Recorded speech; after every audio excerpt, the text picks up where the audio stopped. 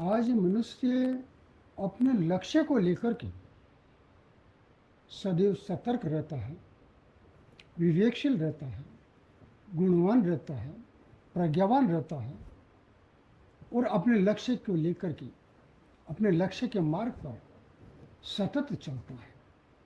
परंतु वो भूल गया कि मनुष्य का लक्ष्य तभी सार्थक हो सकता है जब उसका लक्ष्य राष्ट्र सम्मत हो, धर्म सम्मत हो, मानवता सम्मत हो, सनातन सम्मत हो। इसके लिए उसके पास में कहीं भी कोई किसी प्रकार की गुंजाइश या स्थान नहीं है, अर्थात इसका वो विचार नहीं करता। प्रकृति में प्रत्येक वस्तु जो भी है इस ब्रह्मांड में, वो सब एक विशेष नियम के तहत चलती है। परंतु आज मनुष्य नियमों को छोड़ करके स्वतंत्र चल रहा है।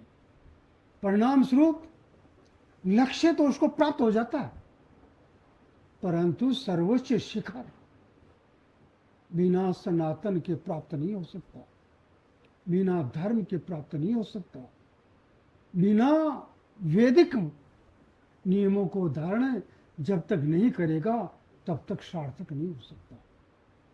इसीलिए मनुष्य को चाहिए, मनुष्य को अति आवश्यकता है नियमों को धारण करने की। जब आप नियमबद्ध हो जाएंगे तब आप स्वतः अपने आप धर्म के मार्ग पर चलते हुए, सनातन का अनुसरण करते हुए, वेदों के मार्ग का अनुसरण करते हुए सर्वोच्च शिखर पर पहुंचोगे। वो एक नियम है, बिना नियम के कुछ भी नहीं है। उसी नियम के तहत ब्रह्मांड ने इस प्रकृति को नियमबद्ध कर रखा है।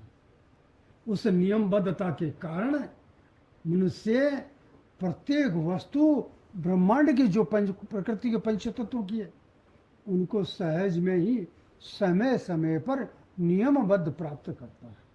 और आप नियमबद्ध रहोगे तो आपको नियमबद्ध प्राप्त होगी, अन्यथा आपका जीवन कष्टमय हो जाएगा। इसीलिए जरूरी है, प्रकृति हमें कहती है नियम को धारण करो, नियम को धारण करो, नियम को धारण करो। ये नियम इतने सरल हैं, इतने सहज हैं कि मानव के जीवन को चार चांद लगा देते हैं।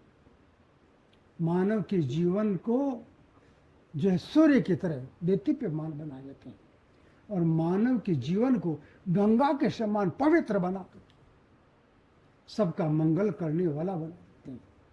इसीलिए अति आवश्यक है आप नियमों को धारण करें, नियमों को धारण करें। जय परशुराम।